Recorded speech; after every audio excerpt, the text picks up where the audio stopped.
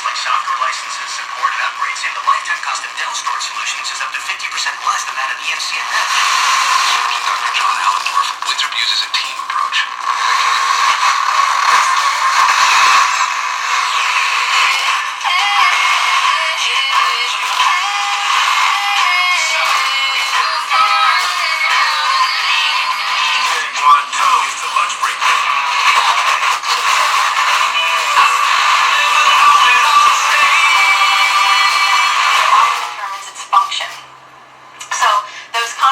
Changes can actually inhibit the degradation of those proteins by their particular proteases, so you can't actually even use them the way your body wants to use them. So aluminium is a huge deal when it comes to proper cell function. So if we go back here, let me just remind you that it's important in the development of a healthy fetus, and quantities fluctuate naturally during normal cellular activity. We really have to scrutinize that. The other thing aluminium does is it damages cell membranes. Remember, I'm going to show you another picture in a minute. Sorry, I got ahead of myself. So this is a cell membrane representation of it. Phospholipids here. The lipids are in the middle and the phosphos are on the outside. And in the presence of iron, some of these lipid membranes can be damaged. And that's why we have our own antioxidant system. But in the presence of aluminium, these pro-oxidant reactions will happen more. So it's called peroxidation. So it's basically like hydrogen peroxide, which actually can be very toxic to cells. So when aluminium comes in with this iron, it will catalyze using certain enzymes and cause problems in that membrane. And remember what I showed you earlier, that the cell membranes and the environment and what's happening in those membranes has everything to do with how genes function and how the cell functions and how cells talk to each other and whether they grow or whether they die or differentiate and turn into different cells or whether they turn into cancer.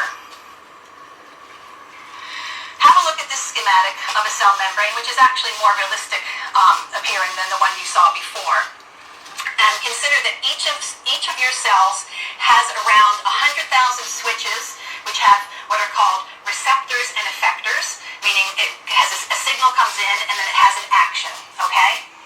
Now, that opens and closes to various substances on the outside, and it transmits signals to the inside, telling the nucleus what to do. Then consider the fact that after aluminium exposure, the membranes and the myelin, which is very important for nerve function, become stiff and dysfunctional. Dr. Verstraeten wrote 2 articles that are really important that detailed in his experimental models showing how the membranes changed in the face of aluminium.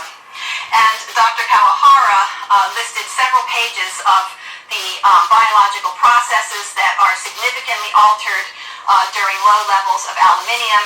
And he talked about 3 of them with medical references and how they changed the lipid and phospholipids in the body, how they changed the physical properties of this membrane, and how they changed this membrane fluidity.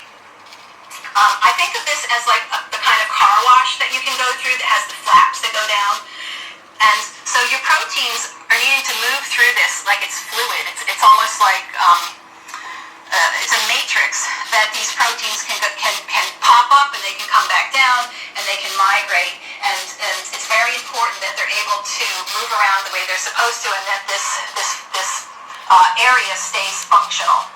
So when you toss aluminium into 3776, the telephone number on the Lexus of Route 10 hotline.